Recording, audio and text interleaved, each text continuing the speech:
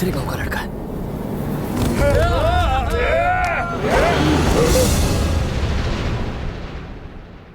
ये उस गांव का है। हमारे गांव की लड़की को भगा कर लेके जा रहा था।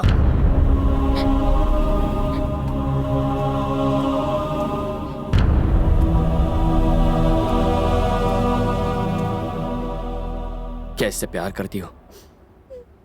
क्या तुम इससे प्यार करती हो? ऐसा था तो माँ बाप को बताकर शादी कर लेती। भागने की क्या जरूरत थी? अगर बता दिया होता तो ये दिन ही नहीं आता। हम इसके टुकड़े टुकड़े कर देते। इसी वजह से ये दोनों भाग रहे थे।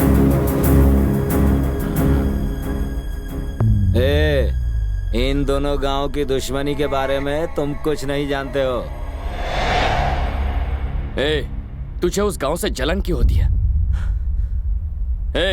आखिर वहां के लोगों ने तेरा क्या बिगाड़ा है?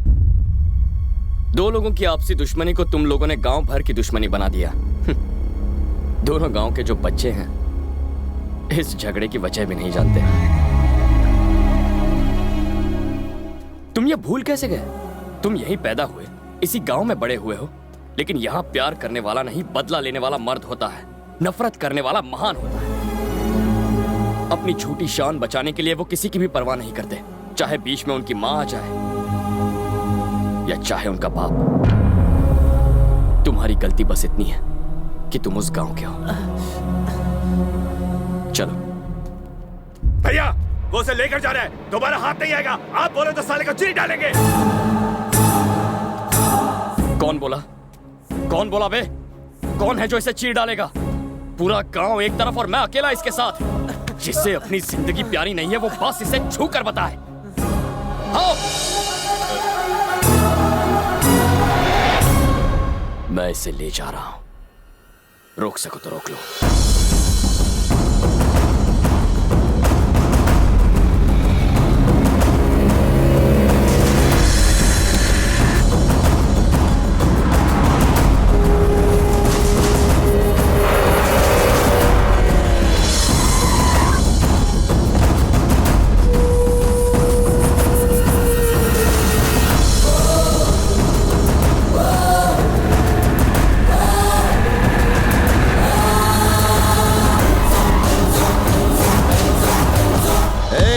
मुझे खबर मिली है कि उन लोगों ने मेरे गांव के एक बच्चे को पीटा है। रास्ता छोड़।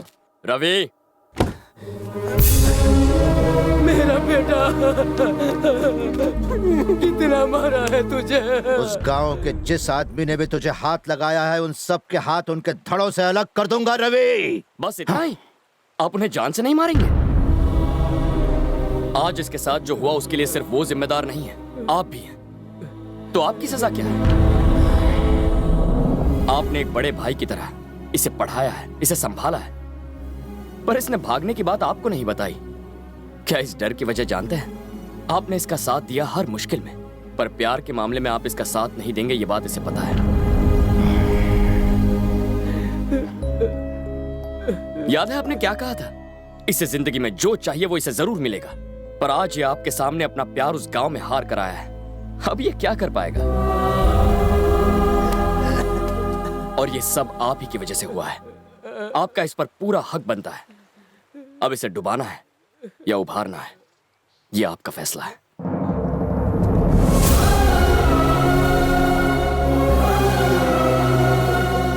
ये किसी भी हालत में हमारा दामाद बनने लायक नहीं है।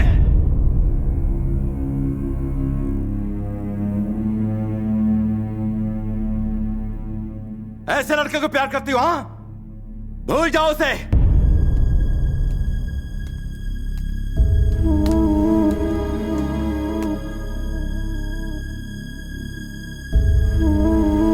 आओ, मर्द बनता है तू? हाँ, माचो मैन। तुझे मर्दानगी दिखाने को मेरा ही गांव मिला था।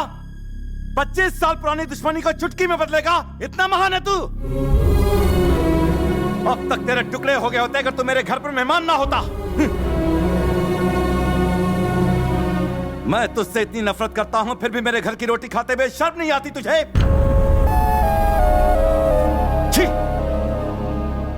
अपने प्यार भरे दो मीठे बोल बोलकर तूने मेरी भोली भाली बेटी को फुसला दिया होगा, पर मेरा और इस घर का दामाद बनने के लिए सिर्फ ये लड़की तुझे पसंद करे ये काफी नहीं है। फूफा पसंद करे, चाचा भी पसंद करे, बुआ पसंद करे, मैं पसंद करूं, तब तू दामाद बनेगा इस घर का। और यहां पर तुझे कोई नहीं चाहता, कोई तुझे पसंद नहीं करता। एक बात बता, तुझे क्या लगता है कि तेरे बिना मर जाएगी? जैसे ही तू यहां से जाएगा, 4 दिनों में ही ये अपने परिवार के प्यार में तेरे प्यार को पूरी तरह से भूल जाएगी।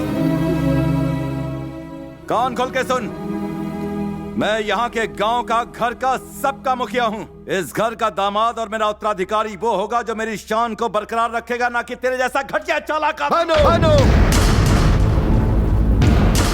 अब बस करो। ये गांव क्या सोचता, तुम उसकी बात करते हो, पर इस घर के बारे में कभी सोचा? तुमने दुश्मनी की बात की और हमने इसे अपने सर आंखों पर रखा। तुम मर्दानगी और मानता की बात ना ही करो तो अच्छा है। तुम ही ने उसको यहाँ गांव में बुलवाया और फिर से पिटवाया। वो फिर भी हंसता रहा और हमें प्रेम की भाषा सिखाता रहा। इसे महानता कहते हैं साले साहब। तुम्हारे खरीदे हुए गुंडे इसने चुटकी में मसल दिए, सबको मार भगाया। इसे कहते हैं मर्दानगी। प्लीज आप चुप हो जाइए। आज चुप नहीं रहूंगा। क्यों जी? मैं तुम्हारे खिलाफ बोल रहा हूं, इसलिए तुम मुझे बाहर फेंक सकते हो, पर अब मैं इसकी परवाह नहीं करता हूं। इज्जत और अभिमान से जीने की हिम्मत इस लड़के ने हमें दी है साले साहब। हाँ, इस लड़के ने। ये बताओ, वो जैसा कामचोर दामाद बन सकता है, ये दामाद बन सकता है, और यहाँ तक कि तुम्हारी नजर में वो गुंडा भी दामाद बनने के लायक है। पर जो इस घर में इतनी खुशियाँ लाया है, ये लड़का तुम्हारा दामाद बनने के लायक नहीं। ऐसा क्यों? भैया, ये तो कहना मुश्किल है कि भूमि इस परिवार के प्यार में इसे भूलेगी या नहीं, लेकिन हमें जिसने मोहब्बत की भाषा सिखाई, उसे नहीं भूलेंगे हम। पूरा गांव क्या सोचता है उसकी हमें परवाह नहीं। हम तो बस ये जानना चाहते हैं कि आप क्या सोचते हैं। एक बात तो बिल्कुल सही है, भूमि के लिए इससे अच्छा लड़का कभी नहीं मिलेगा।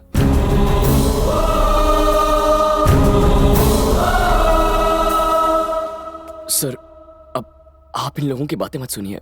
ये लोग तो मेरी मीठी मीठी बातों के जाल में फंस गए। आज तक मैं सोचता था कि ये प्यार और अपनेपन की वजह से मेरी इज्जत करते हैं, पर तुमने मुझे यह एहसास दिला दिया कि वो प्यार नहीं, डर। सर,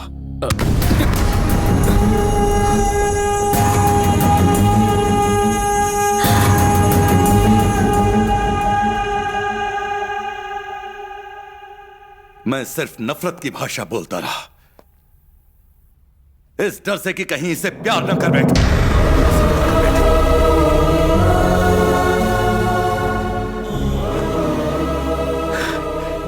बचपन से ही मुझे बाप का प्यार नहीं मिला। सोचा था मेरी बीवी ही मेरी जिंदगी है, पर वो भी 2 साल में चली गई। उसके बाद यही मेरी जिंदगी है, यही संसार है, पर मैं उससे ये कह नहीं सका। पता नहीं मैं ऐसा क्यों बन गया। प्यार से बात करना तो मैं भूल ही गया हूं। मैं अपनी बहनों से दूर नहीं रह सकता था, इसलिए उनके पतियों को घर जमाई बना लिया।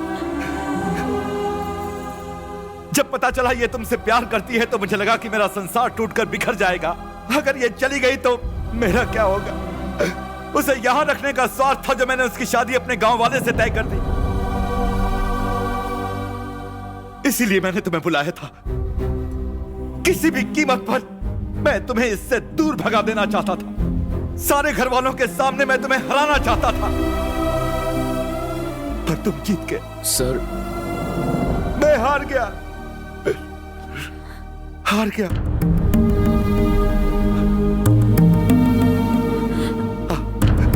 इधर इधर।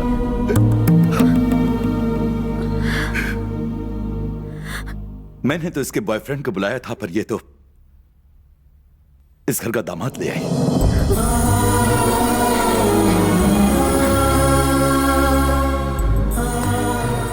खुश रहो।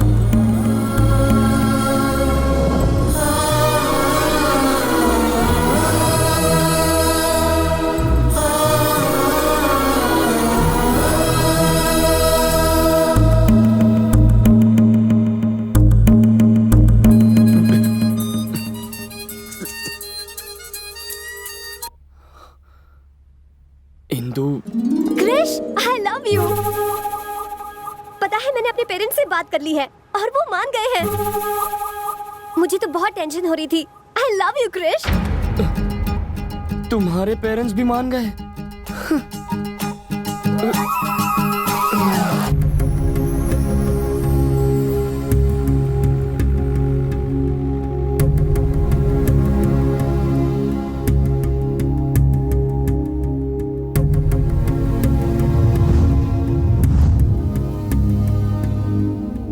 क्रिश, तुम चले जाओ। वही हुआ जिस बात का डर था हमें, जो नहीं सोचा था। मेरे डैडी तुम्हें चाहने लगे हैं। डैडी के मुंह से अपने लिए प्यार के 2 शब्द सुनने के लिए मैं तरस गई थी। आज उन्होंने पहली बार कहा कि मैं उनकी दुनिया हूँ। इतना काफी है क्रिश। मैं नहीं चाहती कि तुम मेरी वजह से खुद को और तकलीफ दो। तुम जाओ। अगर अभी चला गया तो तुम्हारे पापा को धोखा देने जैसा होगा। अभी या बाद में मुझे जाना तो है, ये कोई बड़ी बात नहीं है। पर तुम्हारे सारे रिश्तेदार जिन्होंने तुम्हारे पापा के खिलाफ होकर मेरा साथ दिया, मेरी वजह से उनका विश्वास टूटेगा और तुम्हें जिंदगी भर अपने पापा से शर्मिंदा होकर जीना पड़ेगा। सब ठीक होता अगर वो मुझसे नफरत करते तो उन्हें सच बता देते हैं। ऐसा कैसे कर सकते हैं? अब जो भी होगा संभाल लेंगे। उम्मीद तो कम है कि वो हमारी बात समझ पाएंगे, फिर भी।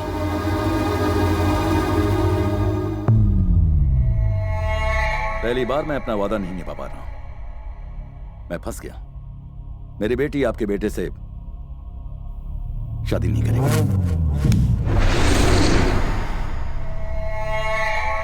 लेकिन तुमने तो मुझे जबान दी थी।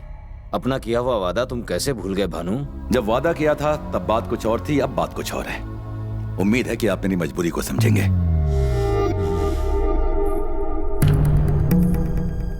भूमि ने अपना फैसला कर लिया है। अगर तुम्हारे साथ शादी हुई तो वो खुश नहीं रहेगी और ना ही तुम खुश रह पाओगे। खुश रहने के लिए तुम्हारी बेटी को क्या चाहिए? वही ना जो हर लड़की की तमन्ना होती है। उसका बदन गहनों से सजा दूंगा। 1 महीने में उसके पाँव भारी कर दूंगा और 9 महीनों बाद तुम्हारा पोता तुम्हारी गोद में होगा। और अगर उसने अपना मुंह काला कर दिया तो उसे मार दूंगा।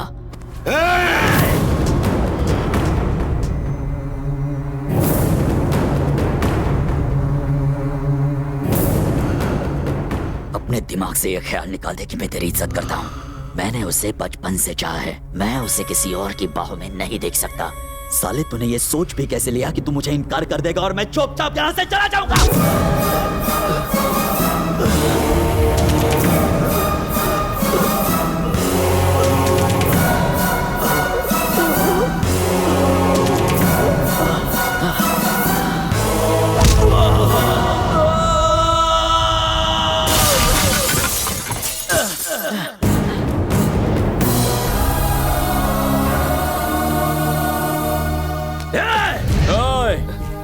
जो तेरे दिमाग में चल रहा है वही इस वक्त मेरे दिमाग में भी चल रहा है। खत्म कर दूंगा। आइंदा इस घर के किसी भी आदमी को हाथ लगाने की कोशिश की ना तो खाने और धोने के लिए सिर्फ एक ही हाथ बचेगा। सुन, तेरे बेटे ने मेरे गिरेबान में हाथ डाला फिर भी तू देखता रहा। अब समझा, जो मेरे अपने थे वो तो पराये निकले और जो पराया था वो मेरा अपना निकला। अब तक तुम सोचते थे कि तुम्हारा बेटा मेरी जायदाद का वारिस बनेगा, तो अब तुम सुन लो, आज से ये लड़का मेरा वारिस होगा। ये मेरा दामाद होगा।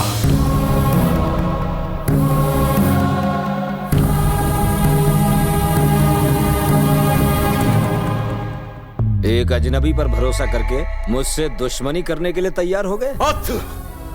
सिर्फ तुम पर भरोसा करके मैंने अपने भाई को छोड़ दिया। इस लड़के ने मुझे सिखाया कि रिश्तों की क्या पहचान है। मैं अभी उसके घर जा रहा हूं। आज मैं अपने भाई के घर जाऊंगा और उसको इस घर में ले आऊंगा।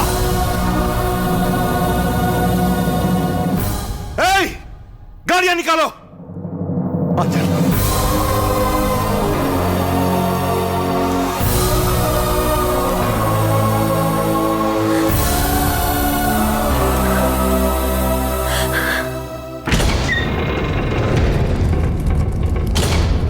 भैया!